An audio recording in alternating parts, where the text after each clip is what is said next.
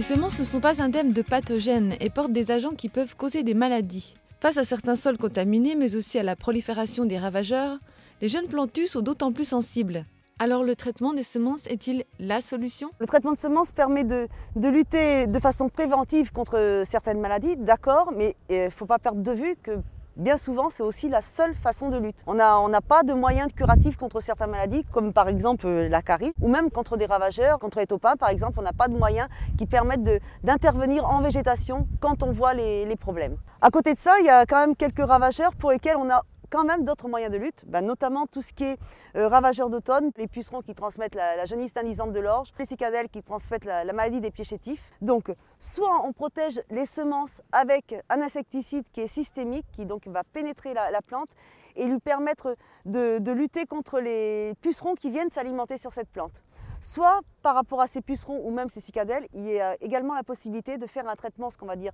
curatif, qui nécessite tout d'abord bien sûr de surveiller la parcelle pour voir si on a la présence ou non de ces ravageurs. Ensuite d'appliquer un traitement insecticide en végétation et donc de l'appliquer au bon moment par rapport à des seuils de nuisibilité. Il y a des traitements de semences fongicides, donc il y a une dizaine de spécialités, je vais parler sur céréales à paille,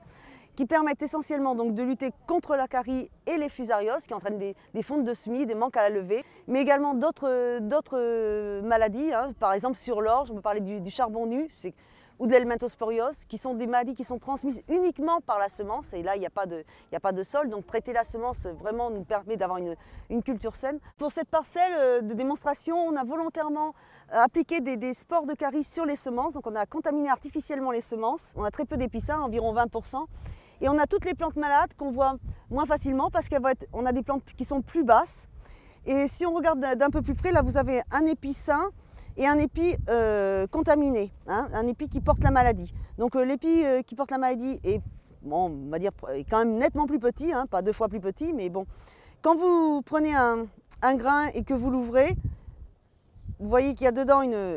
toute une masse de spores brunâtres,